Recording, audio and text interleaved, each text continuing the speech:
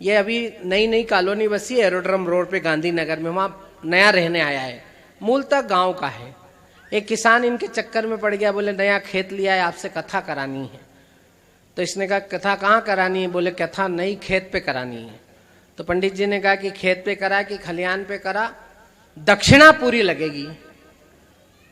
तो जो जातक थे वो अफसरी के थे, प्रबुद्ध थे, पैसे वाले लोग थे, उन्होंने कहा पंडित जी आप दक्षिणा की चिंता मत करो, वो आपको सवाई मिलेगी, आप तो कथा करो। शाम को 7:30 बजे इसी तरह कथा, खेत पे मंच बना, एक तरफ महिलाएं बैठी, एक तरफ पुरुष बैठे, कथा शुरू हुई। कथा शुरू होकर खत्म हुई तो किसान मंच पे आया, बोले पंडित जी कैसी कथा करी, इसमें लीलावती और कलावती तो आई नहीं। तो रोहित जन्नाट ने देखा कि पोथी के 2-3 पन्ने उड़ गए। अब आप और हम होते तो जूते खाते ऐसे समय पे, लेकिन हास्य का कवि वो जो दुर्घटना में से भी अपने लिए रास्ता निकाल ले। इसने तुरंत अपनी प्रज्ञा को जागृत किया और किसान को थोड़ा पास बुलाया और उसके कान में कहा, देख किसान, लीलावती और कलावती खानदानी औरतें हैं, वो किसी के खेत खलिहान पे रात बिरात अकेली नहीं जाती हैं। तालियां बजाओ, मैं रोहित जन्नाट को बुला रहा हूं। चामुंडे मुंड मथरे नारायणी नमोस्तुते। उस माँ भगवती शारदा को प्रणाम करता हूँ, जगदम्बा भवानी को प्रणाम करता हूँ, जिसकी कृपा से इन 9 दिनों में यत्र तत्र सर्वत्र आनंद ही आनंद इस वर्षा के रूप में और इस वर्षा के बीच में हम सब लोगों पर बरस रहा है। विराजमान हो जाए। बहुत बढ़िया शानदार कवि सम्मेलन आप सभी लोगों ने जमाया है और इस नवरात्रि के बीच में ये जो कवि सम्मेलन हो रहा है, आदरणीय दादा ने शुभारंभ कर दिया। इससे पहले कि मैं कुछ हास्य का पिटारा खोलूं, अगर आप लोग आदेशित करें तो मेरा मन है कि माँ भगवती यहाँ विराजमान है, 4 पंक्तियां मैं जगदम्बा के चरणों में रखना चाहता हूँ। हाँ हाँ बिल्कुल, स्वागत भैया। कि खप्पर हाथ धरती, शूल दंड बाण साथ रखती है। अगर आपके मन की हो, भक्त के हृदय की हो, तो आप लोग तालियों से माँ जगदम्बा का ध्वन्याभिषेक करना आखिरी में। कि खप्पर हाथ धरती, शूल दंड बाण साथ रखती है, अभय दान देने को सबके मस्तक हाथ रखती है, और उस भवानी की महिमा का क्या बखान करूं मैं। अरे उस भवानी की महिमा का क्या बखान करूं मैं, जब भी पुकारता हूं माँ वो मेरी लाज रखती है, वो मेरी लाज रखती है। आप सभी को प्रणाम करता हूं। पानी शुरू हो गया है, बीच बीच में व्यवधान देते रहेगा, लेकिन आप लोग बिल्कुल एकाग्रचित्त होकर के मुझे सुनते रहना। जिस एकाग्रता के साथ में आप पोहे में जीरावन डालते हो, उसी एकाग्रता के साथ में मेरे को सुनना। अब आप देख लो मेरे को, मैं इधर उधर प्रोग्राम में जाता हूँ कवि सम्मेलन में, मेरे साथ सबसे बड़ा टेंशन तो ये है कि लोगों को यही भरोसा नहीं होता कि मैं कवि हूँ। ये 4 फुट की संरचना लोगों को देख करके ऐसा लगता है बोले यार कोई कवि है क्या। क्योंकि मैं आपको एक टिप्पणी देता हूँ, अगर आपको आनंद लगे और बात ठीक लगे तो आप तालियों से इस कवि सम्मेलन को प्रारंभ करना। देश में 4262 रजिस्टर्ड कवि हैं पूरे देश में। मैं उन सभी देश भर के कवियों में एकमात्र ऐसा कवि हूँ, देश के नहीं सकल ब्रह्मांड में, धीरज भैया में एकमात्र ऐसा कवि हूँ जो शुरू होते ही खत्म हो गया। मतलब भगवान ने ऐसा बनाया है कि चेचे शुरू हुआ है और खत्म हो गया है, उस भगवान ने बनाया है ऐसा है। लोग इधर उधर में यत्र तत्र जाता हूँ, लोग आनंद ले लेते हैं। यहाँ तो आपने बहुत बढ़िया व्यवस्था जमाई। ये माइक को मैंने मेरी व्यवस्था अपनी हाइट के हिसाब से कर लिया, सीट मेरे हिसाब से, क्योंकि आपने बहुत बढ़िया टेंट भोंगे चोंगे वगैरह व्यवस्थाएं बहुत अच्छी लगा रखी है। खर्चा जबरदस्त किया संपत वालों ने, वो अलग बात है कि कवियों को नहीं दे रहे बराबर अपन, लेकिन बाकी सब अपना पास में व्यवस्थाएं बहुत जोरदार हैं। ये मेरी साइज का कर लिया धीरज सर, नहीं तो पिछले दिनों उज्जैन में फंस गया मैं, वहाँ फ्रीगंज चौक पे। उसने कवि सम्मेलन में माइक ऐसा लगा रखा मैडम कि उसके हैंडल में जंग लगी हुई, अब वो ऊपर नीचे ही नहीं हो, हिले ही नहीं, वो टस से मस नहीं हो। लेकिन वो माइक वाला बड़ा चंट हमारे मालवा का अपने, वो क्या करता कि कोई लंबा कवि आ जाए तो माइक के नीचे 1 ईंट फंसा देता, कोई और भी लंबा कवि आ जाए तो वो 2 ईंट फंसा देता। गोपाल सर और भी लंबा कवि आ जाए तो माइक के नीचे 3 ईंट फंसा देता। बात तो तब हुई जब मेरा नंबर आया तो माइक वाला अपनी जगह से उठा ही नहीं, वो नीचे से ही बोला, बोले रोहित जी, मैंने कहा क्या है, बोले काम करो माइक के नीचे से ईंट हटाओ, तुम्हारे नीचे ही फंसा लो।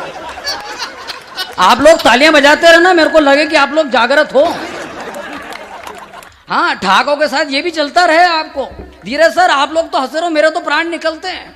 मतलब इस संरचना का लोग इतना आनंद ले लेते हैं। पिछले दिनों हम लोग एक प्रोग्राम करने गए, अब देखना सर आनंद कैसा है, मैंने बताया ना आनंद स्वयं निकलता है, 3 कवि और साथ में कवित्री। हम लोग जबलपुर गए दीदी, अब जैसे वहां पहुंचे आयोजक मंडल ने स्वागत करा। अब मैं लोअर टी शर्ट में था, सफर में तो कोट पैंट चलेगा नहीं, यहाँ पहन के रहा हूँ। यहाँ भी दादा ने ऑब्जेक्शन ले लिया, बोले कैसा लग रहा है जैसे भरदू फिर में कोट पहन के आ रहा तो अब मैं वहाँ लोअर टी शर्ट, अब 3 कवि साथ में कवित्री। जैसे वहां पहुंचे आयोजक मंडल ने स्वागत किया, आइए आइए सर बैठिए। हम लोग बैठे, बातचीत शुरू करो को सर 10 मिनट भी नहीं हुए कि वो जो कवित्री थे उन्होंने आयोजक मंडल में से एक व्यक्ति थे सिंघानिया जी, उनको जोरदार चांटा खींच के मार दिया।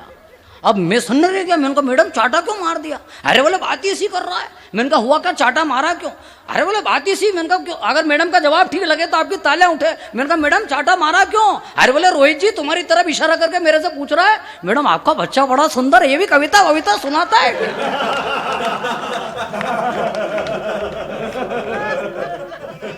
ये स्थिति है सर, मतलब बोल वाले तो लोगों के रहते, मैं तो बोल ही नहीं पाता हूँ। मरण यहाँ होता है। मैं पिछले दिनों प्रोग्राम कर रहे हैं वहाँ वाह भाई वाह में शूटिंग, तो 3-4 एपिसोड मैंने भी किए शैलेश लोढ़ा जी के उस प्रोग्राम में वाह भाई वाह में। अब मैं वहाँ गया तो फोटोग्राफर ने एक कवि को खड़ा किया, वो प्रोमोस के लिए एडवर्टाइजमेंट के लिए फोटोज लेते शूटिंग के बाद, तो उनको खड़ा किया, 15-20 एंगल से इधर से उधर से फोटो लिए। फिर कवित्री को खड़ा करा, मुमताज जी को, उनके फोटो लिए 15-20 एंगल से अलग अलग तरीके से। लेकिन जब मैं खड़ा हुआ तो खाली एक ही फोटो लिया और बात खत्म। तो मैं बैठने लगा तो दूसरे फोटोग्राफर ने उससे बोला, अरे बोले ले ले रोहित जन्नाट के भी ले ले यार फोटो 15-20। अरे बोले छोड़ यार। बोले क्यों? ले ले इनके भी ले ले यार। अरे बोले छोड़ यार। बोले क्यों यार? अरे बोले रोहित जन्नाट को बनाने में भगवान ने मेहनत नहीं करी, अपन काहे को करो। लोग ऐसे हल्के में लेते हैं सर, मतलब बताओ आप कहाँ क्या सुनाऊं मैं आपको, ये जीवन के साथ में हाथ से चल रहा। मतलब अभी पिछले दिनों में आदरणीय दादा से पूछा, मैंने कहा दादा आप महाकाल सवारी देखने चल रहे हो क्या? क्या हो गया दादा? टोपी सिर पे पहना।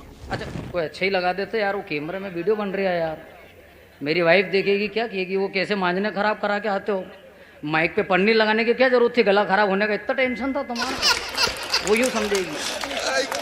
अच्छा वाइफ भी बड़े हल्के में ले लेती भाभी जी, क्योंकि वो थोड़ी सी मेरे से हाइट भी ज़्यादा, हेल्थ भी है। अब वो हल्के में ले लेती क्योंकि पिछले दिनों तो मैंने उसको ऐसे रोमांटिक होकर के कह दिया, मरण यहाँ है, ब्राह्मण आदमी है, मैं सोचता हूँ थोड़ा सा रोमांटिक हो, वो पत्नी ऐसा जवाब देती है कि वही मरण हो जाता है रोमांस का। मैंने बोला पिछले दिनों भाभी जी, मैंने कहा मैंने कहा किचन में काम करूँ, मैंने कहा देख तो श्वेता मेरी ऐसी इच्छा हो रही है कि तेरे को गोदी में उठाओ और गार्डन में ले चलूँ। तो वो क्या बोलती, बोले पिछले दिनों तुमने आटे की पोटली भी घसीट के लाए हो, गैस की टंकी तो तुमसे उठती नहीं, मेरे को क्या खाक उठाओगे, क्योंकि शरीर ऐसा है। पिछले दिनों में महाकाल सवारी देखने के लिए गया सर, आनंद लेना आप क्या सब प्रसंग किस प्रकार से हो जाते हैं। मैं दर्शन करने गया, महाकाल बाबा की सवारी निकलती, आप लोग भी गए होंगे प्रभु के दर्शन करने, तो जय जय महाकाल के नारे लग रहे, भयंकर भीड़, अटाटूट भयंकर, जय महाकाल के नारे लग रहे। धीरज सर, मैं मेरी गुड़िया को मैंने गोद में उठा रखा, हाँ मेरी खुद की, अब भरोसा तो रखो आप मैंने उसको गोद में उठा रखा गुड़िया को, अब दर्शन करने को लालायत भयंकर भीड़। अच्छा मेरे को खुद को तो दिख नहीं रहा, उसको क्या दिख रहा, अब मेरे को दिख नहीं रहा ना गुड़िया को दिख रहा। अब मैं जब थोड़ी देर तक नहीं दिखा तो मैंने अग्रवाल साहब धक्का देकर के घुसने की कोशिश की और मैंने दिया धक्का, मैंने कहा घुसो पंडित ऐसे ही। तो आगे एक दादा खड़े हुए कुर्ते पजामे में, बुजुर्ग, वो मेरे को देख के जोर से चिल्लाए, बोले बेटा यहाँ कहाँ घुस रहा है भीड़ में, और ये बच्ची को तो घर पे छोड़ के आता है इसके मम्मी पापा के पास में। तो मेरा दिमाग खराब हुआ, मैंने कहा ओ बाबूजी ये बच्ची का पापा मैं ही हूँ। तो उन्होंने मेरे को नीचे से ऊपर देखा और क्या बोले, आपकी ताली और हंसी दोनों नहीं रुकेगी। मेरे को उन्होंने नीचे से ऊपर देखा और क्या बोले, बोले बेटा इस बच्ची को लेके भले मेरे माथे पे बैठ जा पर कम से कम झूठ तो मत बोल। ये दिक्कत है, मतलब इतना लोग हाहाकार मचाते हैं, मतलब अरे ठीक है भगवान की कृपा ऐसी, मैं क्या करूं। अच्छा आप सोच रहे होंगे कि यार ये हल्का पतला ऐसा बनाया, मैं क्या करूं, भगवान ने ऐसा बनाया छोटा सा, तो अब ये बड़े बड़े विशाल काया, अच्छी काया के शरीर के बड़े, देखो दादा भी बैठे हैं, अच्छा शरीर बढ़िया, अब ये बनाया है ईश्वर ने। हालांकि इसके पीछे तर्क मैं देता हूँ, ये महिलाएं बैठी हुई हैं, ये जब भोजन बनाती हैं, दीदियां बैठी हैं, जब ये खाना बनाती हैं आटा गूंथती हैं, तो आटा गूंथने के बाद में रोटियां बनाती हैं, रोटियां बन जाने के बाद में थोड़ा सा अगर आटा रह जाए, आटे का लोया रह जाए तो उससे छोटी रोटी बना करके रख देती हैं। ईश्वर ने भी कहीं आटा वाटा गूंदा होगा, बनाया होगा, इन सब कवियों को बनाया इनने, अच्छी सी रोटी बनाई, अच्छा सा पराठे बनाए बढ़िया, आखिर में थोड़ा सा रह गया होगा तो कि मेरा छोटा सा कद आपको कोई जोक लगता है, मेरा ये छोटा सा कद क्या आपको कोई जोक लगता है? अरे किसी की हंसी उड़ाना तो जमाने का रोग लगता है, और बाकी सारी रोटियां डब्बे में रख दी उस माँ ने। अब आपकी संवेदना देखना चाहता हूं, मेरी बाकी सारी रोटियां डब्बे में रख दी उस माँ ने, उस छोटी सी रोटी का ही गौ माता को भोग लगता है, उस छोटी सी रोटी का ही गौ माता को भोग लगता है। बहुत बढ़िया है, फोटोग्राफर्स भी बढ़िया खींच रहे अच्छा हैं, है बढ़िया। रोहित भाई। अच्छा चल रहा है। अच्छा, मेरी जब शादी हुई, फोटोग्राफर बड़े विचित्र होते हैं। ऐसा कहा जाता है कि फोटोग्राफर वही बनता है जिसको बचपन से दूसरे के घर में ताक झांक करने की आदत होती है। मेरी शादी हुई, आपके साथ भी प्रैक्टिकली सर ये हुआ होगा। मेरी वाइफ खड़ी हुई, मैं रिसेप्शन में 8, 10, 15, 20 जितने फोटो उस फोटोग्राफर को लेना था ले लिए। उसके बाद में उन्होंने मेरे को एक प्लास्टिक की कुर्सी में बिठा दिया, जैसे आपने मेरे को यहाँ पे बिठाया। हाँ, पीड़ा तो बोलूंगा। तो मेरे को जैसे आपने बिठाया वैसे उस फोटोग्राफर ने भी बिठा दिया मेरे रिसेप्शन में, और बिठा करके मेरी वाइफ को बोला कि मैडम ऐसा कर लीजिए, खिची मैडम ऐसा कर लीजिए, मैम थोड़ा सा ऐसा। मैंने कहा तू कर क्या रहा है? बोला 1 मिनट सर, मैं भाभी जी को सेट कर रहा हूँ। ताली आपकी इस बात पे उठेगी। मैंने बोला, मैंने कहा तू सेट कर रहा है तो मैं इसको तेरे को क्या भेंट करूंगा क्या? इतने नालायक लोग हैं, बड़े खतरनाक होते हैं। अच्छा, हमारा इंदौर आदरणीय दादा ने कहा, और जो है SN गोयल साहब ने भी कहा कि यार जो है इंदौरी आदमी तो सुबह उठ करके पोहे जलेबी ढूंढता है ना। हमारे इंदौर में मस्ती बड़ी गजब की है। इंदौर का आदमी किसी की चिंता नहीं करता, वो बेफिक्र रहता है, आनंद में और मस्ती में रहता है। लेकिन जब बात आ जाए चिंता फिक्र करने की तो वो जबरनी किसी की चिंता करने लग जाता है रास्ते चलते ही। मतलब मैं एक ऑब्जर्वेशनल पॉइंट ऑब्जर्वेशन देता हूँ, छोटा सा, बहुत बारीक, अगर अच्छा लगे तो आपकी तालियां उठे। मतलब इंदौर का आदमी वो होता है सर, जो गाड़ी चलाते हुए, बाइक चलाते हुए, देखना कितनी दूसरे की फोकड़ में चिंता करेगा। भैया पहलवान क्या हाल चाल है? तुम्हारी गैस की टंकी अभी तक नहीं आई यार, 3-4 दिन हो गए यार पहलवान, तुमने नंबर लगाया तो बात करो मैडम से फोन लगा के। और क्यों यार अग्रवाल साहब, आपकी बेटी का ब्याह नहीं हुआ? और तेरा तो ब्याह हो नहीं रहा, छोरी 35 साल की हो गई, तो अग्रवाल साहब से क्यों पूछ रही है? लेकिन आदमी को चिंता होती है। मैंने एक ऑब्जर्वेशन किया है कि इंदौर का आदमी वो होता है जो बाइक चलाते हुए गाड़ी पे बाइक चलाते हुए दूसरे की वाइफ को राय देता हुआ मिलता है, भाभी जी ये साड़ी का पल्लू ऊपर कर लो, टायर में आ जाए। और बात तो ताली आपकी तब उठेगी अगर वो भाभी जी यूं कह दे, अरे अरे भैया थैंक यू धन्यवाद, तो क्या बोलेगा? अरे भाभी धन्यवाद क्या, ये तो अपने घर की बात है। इतना जबरदस्त, इतना कमाल का होता। मतलब मैं आपको बताऊं, हमारे यहाँ खान पान जो फेमस है, स्वच्छता इतनी बड़ी फेमस है, इतनी सारी चीजें हैं। मैं 4 पंक्तियां देता हूं कि लोगों को न जाने क्या क्या पसंद, लेकिन इंदौरी आदमी के प्राण कहां बसे हुए हैं। कि किसी बेरोजगार के लिए, इंदौरी भाषा में हम कहें फोकटिये के लिए, किसी फोकटिये के लिए नौकरी से बढ़कर कुछ हो नहीं सकता। किसी बेरोजगार के लिए नौकरी से बढ़कर कुछ हो ही नहीं सकता। कुंवारे भूत के लिए आखा तीज के लगन से बढ़कर कुछ हो ही नहीं सकता। और लोग खाते होंगे चाउमीन नूडल्स न जाने क्या क्या, लोग खाते होंगे चाउमीन नूडल्स न जाने क्या क्या। हम इंदौरियों के लिए तो पोहे जलेबी से बढ़कर कुछ हो नहीं सकता। हम इंदौरियों के लिए बड़ी कवि उन्होंने कहा कि बहुत रोते हैं मगर दामन हमारा नम नहीं होता, इन आंखों के बरसने का कोई मौसम नहीं होता, मैं दुश्मनों के बीच भी महफूज रहता हूं, मेरी माँ की दुआओं का खजाना कभी कम नहीं होता, मेरी माँ की। लेकिन अगर वो इंदौर के लिए कहते आज रमेश ओझ जी, तो वो क्या कहते कि बहुत खाते हैं मगर पेट हमारा लमसम नहीं होता। ये इंदौरी लोगों का जलवा है कि बहुत खाते हैं मगर पेट हमारा लमसम नहीं होता, इन इंदौरियों के खाने का कोई मौसम नहीं होता, और मैं भुक्कड़ों के बीच भी बेफिक्र रहता हूं। आ जाओ सराफा, मैं भुक्कड़ों के बीच भी बेफिक्र रहता हूं, मेरे सराफे का खजाना कभी कम नहीं होता, मेरे सराफे का। ये हमारे इंदौर का है। और इंदौर में मैंने आपको बताया कि जितना आनंद है बिखरा हुआ वो आपको कहीं नहीं मिलेगा। मैं तो वहां भगवती के जगदम्बा के दर्शन कर रहा, टाटा स्टील चौराहे पे। अब माँ चामुंडा की मूर्ति लगी, मैं दर्शन कर रहा, आदरणीय शशिकांत दादा भी दर्शन कर रहे हैं, और एक मैडम थी वो अपने बच्चे को दर्शन कर रही थी। मैंने कहा चलो अच्छी बात है, बढ़िया। तो वो बच्चा कुछ बोल रहा था सर, धीरे से कुछ मम्मी को इशारा करते हुए, तो उसकी मम्मी उसका मुंह बंद कर रही, चुप हो जा चुप हो जा। फिर वो मम्मी का हाथ हटाए, फिर अपने मासूम सोवा से कुछ बोल रहा था, फिर मम्मी उसका मुंह बंद करे। अब जब बार बार मुंह बंद कर रही थी, उसको रोक रही थी, तो मेरे को बड़ा अटपटा लगे। मैंने तुरंत टोक दिया, मैंने कहा भाभी जी गलत बात है, बच्चे को बोलने दो, बच्चा बोलेगा तो इसका विकास होगा, डेवलपमेंट होगा। मोदी जी विकास चाह रहा, विकास नहीं रोक रही हो।